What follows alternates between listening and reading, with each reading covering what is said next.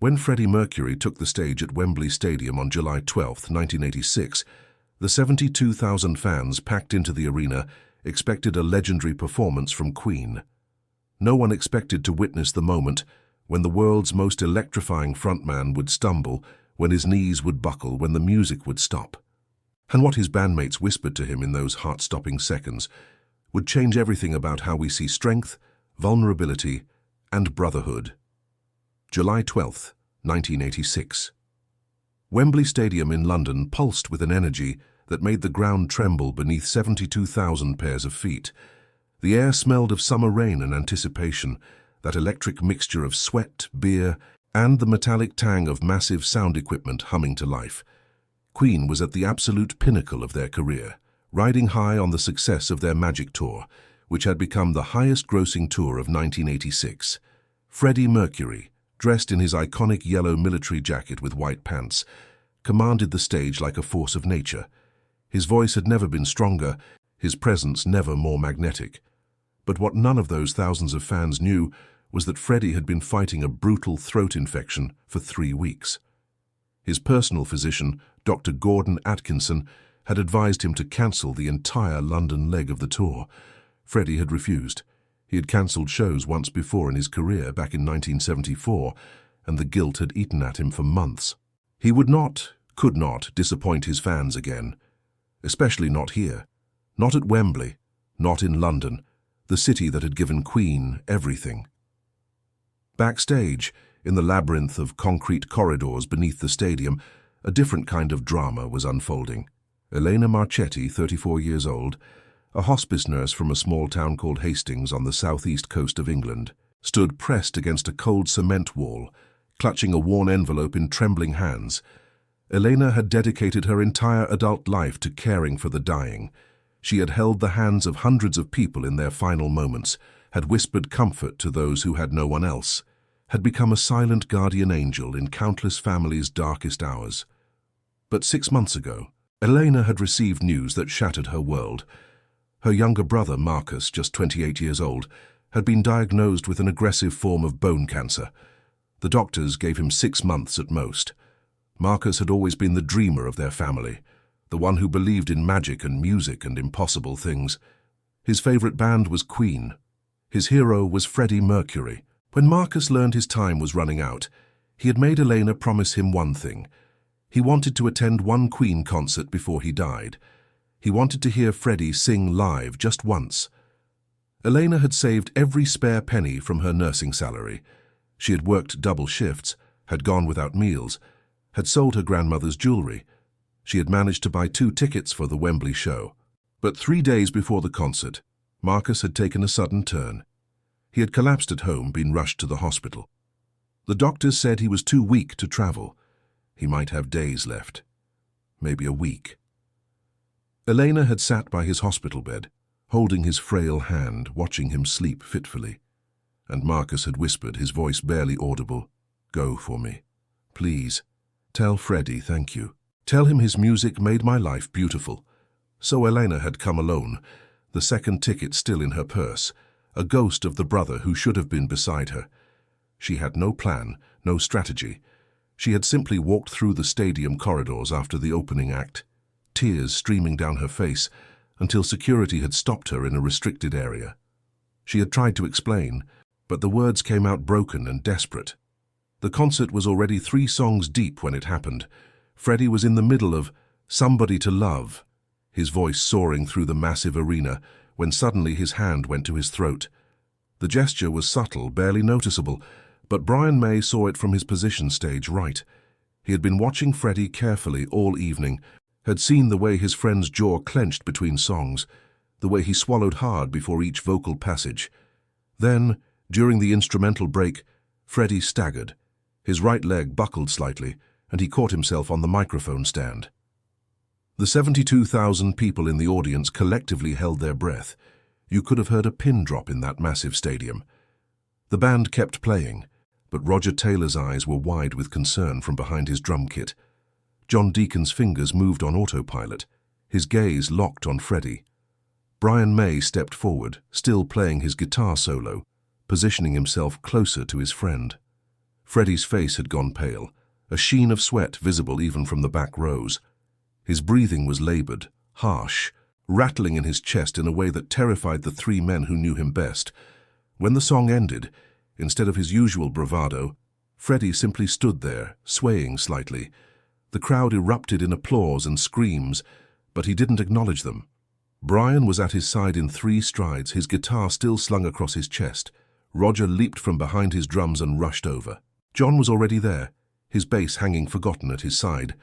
The 3 of them formed a protective circle around Freddie, their backs to the audience, shielding him from 72,000 pairs of eyes. "I can't," Freddie whispered, his voice hoarse and broken. "I can't breathe properly, my throat is on fire." Brian's hand was on Freddie's shoulder, steady and firm. "We can stop. We can tell them you're sick, they'll understand." But Freddie shook his head violently, even as his body trembled. "No, no, I won't disappoint them."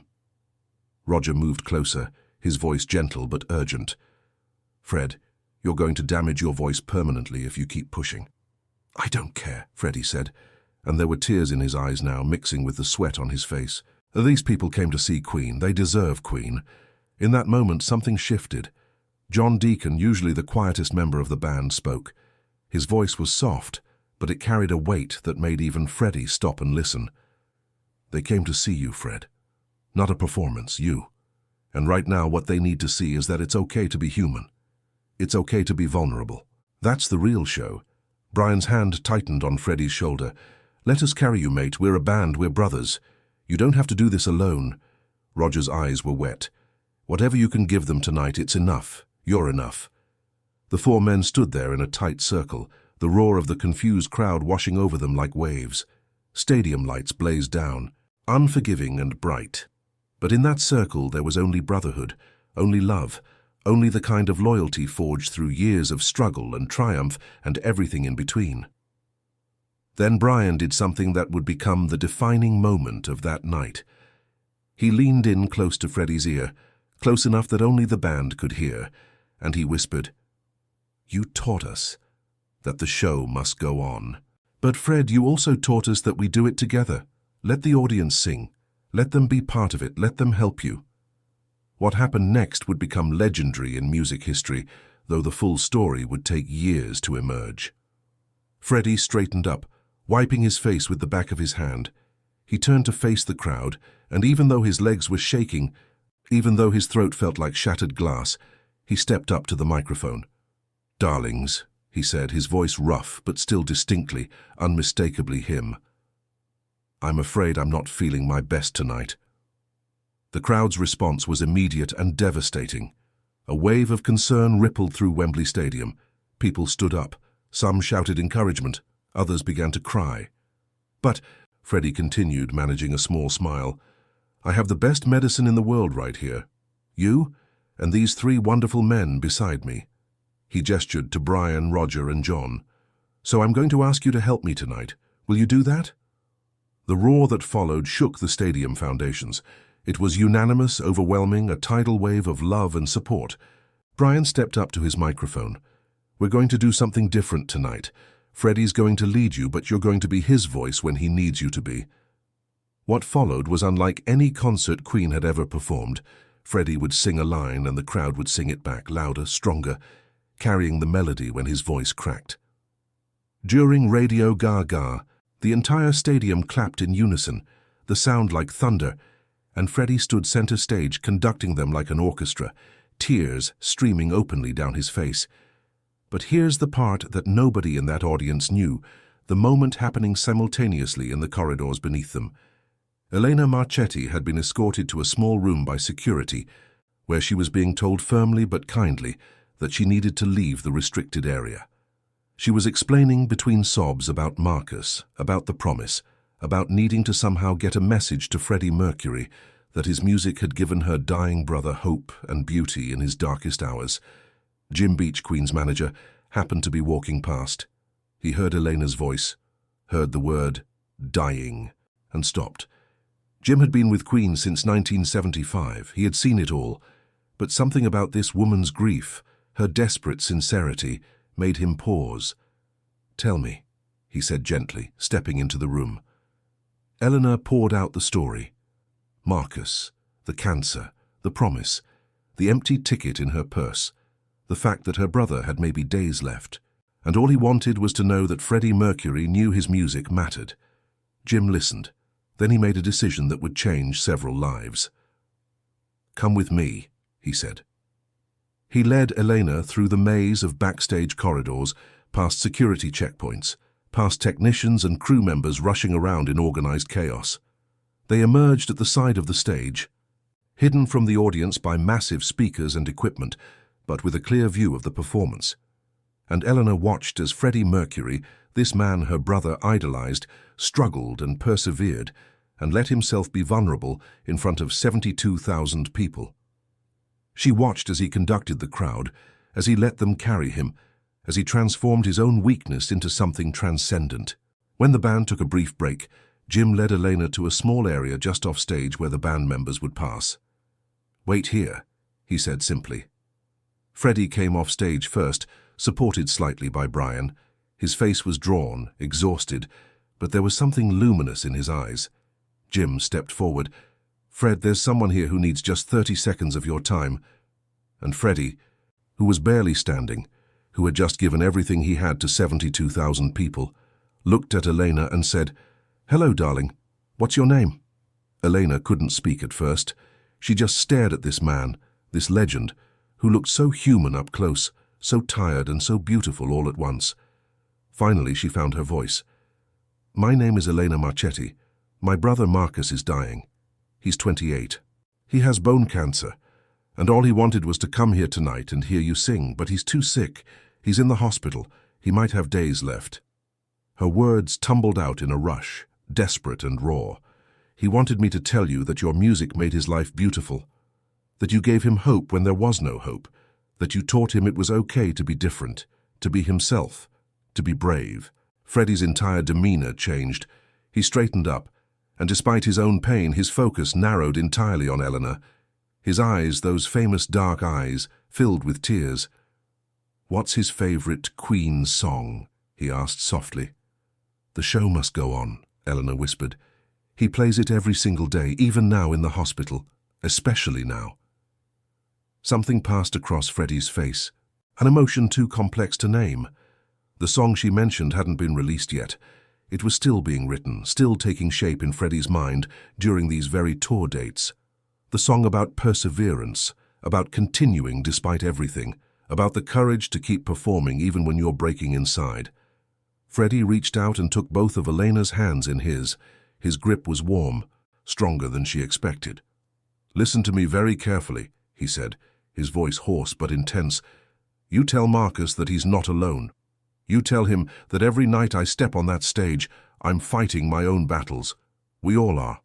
Every single person in that audience tonight is fighting something." He paused, struggling to get the words right. "The bravest thing we can do is keep showing up. Keep loving, keep connecting. Your brother knows that. He's living that right now. Every day he chooses to wake up and face what's coming. That's the real show. That's the real courage."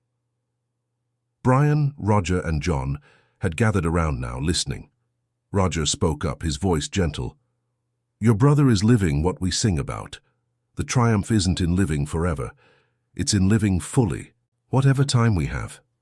John pulled a pen from his pocket and grabbed a piece of paper from a nearby clipboard. "Write down the hospital address and his room number. We'll make sure he knows we're thinking of him." Eleanor's hands were shaking as she wrote down the information. Freddie was still holding her other hand. "I'm going back out there now," Freddie said. "And when I sing tonight, I'm singing for Marcus. I want you to record it on whatever you have, even if the quality is poor. I want him to know that tonight he was here with us, in spirit, in heart." He squeezed her hands one more time. "You're a good sister, the best kind. You keep being his light, okay? You keep showing up for him. That's love, that's everything." Then Freddie turned to Brian. "During We Are the Champions, and I want you to dedicate it, out loud, to Marcus." Brian nodded, his own eyes wet. "Consider it done." Freddie released Elena's hands and walked back toward the stage, but just before he stepped into the lights, he turned back. Elena, your brother's music, the song of his life. It's beautiful. Make sure he knows that. Make sure he knows his life mattered. Make sure he knows he was loved." And then he was gone, back into the blinding lights and the roar of the crowd. Elena stood there, trembling, holding the piece of paper with John's phone number on it, which he had pressed into her hand. "Call us tomorrow," John had said quietly. "Let us know how he's doing." When Freddie took the stage again, something had shifted in him. Despite the pain, despite the exhaustion, there was a new fire. During "We Are the Champions" Brian stepped to his microphone and said, "This song is for someone who couldn't be here tonight. Marcus Marchetti, who's in the hospital fighting the biggest battle of his life.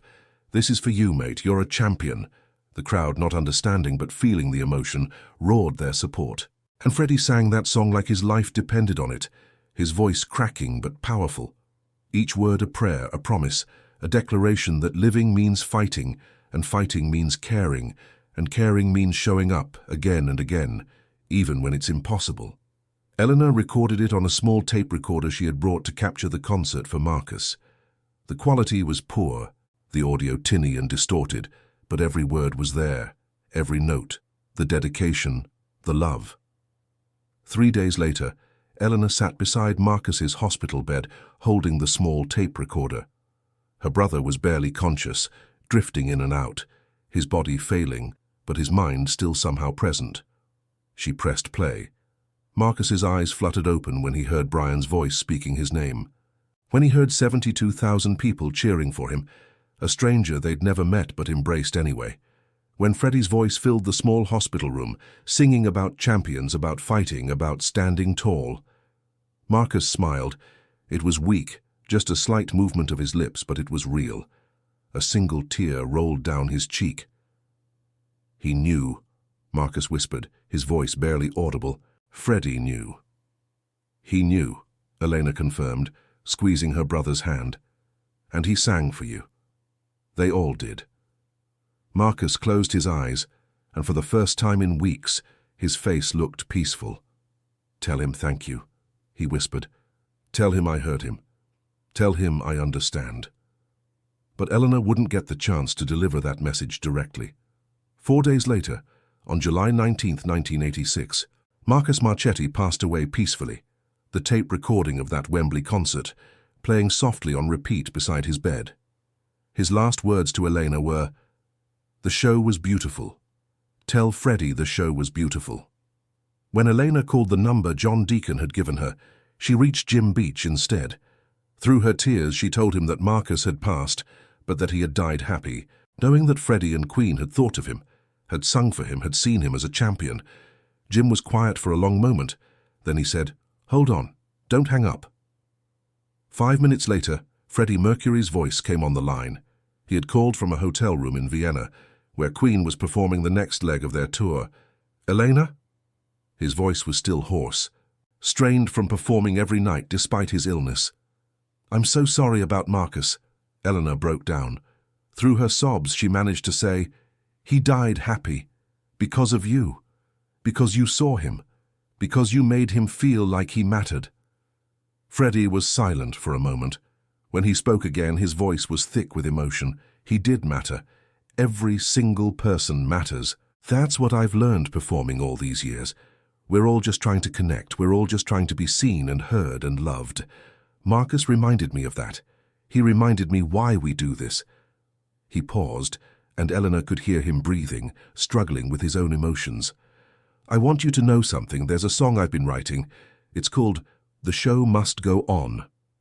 And now, every time I sing it, I'll think of Marcus. I'll think of his courage, his fight, his refusal to give up even when everything was impossible. That's what the song is about. That's what life is about." Eleanor was crying so hard she could barely speak. "Thank you," she managed. "Thank you for seeing him. For seeing us. Thank you for reminding me why I do this," Freddie said softly. "Thank you for sharing him with me. Take care of yourself, Elena. Grieve him, celebrate him. Let his memory be a light." After that phone call, something changed in Freddie. The band members noticed it. Brian would later say in interviews that the magic tour was when Freddie became less of a performer and more of a connector, less concerned with the spectacle and more focused on the human moments, the genuine exchanges. The Show Must Go On was released in 1991, and it became one of Queen's most beloved songs. Freddie recorded it when he was gravely ill, could barely stand, but he insisted on getting every note perfect. "This one matters," he told Brian during the recording sessions. "This one is for everyone who keeps fighting, everyone who keeps showing up." Brian would later reveal that Freddie had told him the story of Marcus Marchetti during those sessions. "Fred said that kid taught him something important," Brian recounted in a documentary years later. "That the show isn't about being perfect, it's about being present. It's about connecting, even when you're broken. Especially when you're broken." Eleanor Marchetti went on to become an advocate for hospice care reform in the UK. She started a small foundation called Marcus's Song, which provided music therapy for terminally ill patients. The foundation grew slowly but steadily, funded by Elena's speaking engagements, where she told the story of that night at Wembley, of her brother's courage, of Freddie Mercury's humanity. In 1991, when Freddie Mercury passed away, Eleanor was devastated. She had never met him again after that phone call, but she had carried him in her heart, had thought of him every time she held the hand of a dying patient, every time she whispered that their life mattered, that they were seen. At his memorial, when The Show Must Go On played, Elena stood in the crowd at Wembley Stadium once again, now 39 years old, tears streaming down her face. And she remembered her brother's smile. She remembered Freddie's hands holding hers. She remembered the moment when rock royalty and an ordinary dying young man connected across impossible distances, proving that music, love, and human compassion can transcend everything. The three surviving members of Queen continued to perform for decades after Freddie's death. And at every single concert during The Show Must Go On, Brian May would pause before the final chorus and say a variation of the same thing. "This song is for everyone who's fighting, everyone who keeps showing up, everyone who chooses love even when it's hard. You're all champions." And in those moments, thousands of voices would rise together, singing about perseverance and courage and the refusal to surrender, carrying forward the lesson that Freddie Mercury learned that July night in 1986 from a dying 28-year-old man he never met. That the show must go on not because we're invincible, but precisely because we're not. Because we're fragile and mortal and struggling, and we show up anyway. We keep singing anyway, we keep connecting anyway. That's the real triumph. That's the real magic. That's what makes us human, and what makes us champions. If this story moved you, if it reminded you of the power of compassion and human connection, please consider subscribing to this channel and hitting that like button. Share this story with someone who needs to be reminded that their struggle matters, that their life has meaning, that we're all in this together. Leave a comment below telling us about a time when music helped you through a dark moment, or when someone's kindness changed your perspective. We'll keep bringing you stories that celebrate the best of humanity, the moments when we transcend our limitations and truly see each other. Because just like Freddie taught us that night at Wembley, we're all fighting our own battles, and the bravest thing we can do is keep showing up for each other.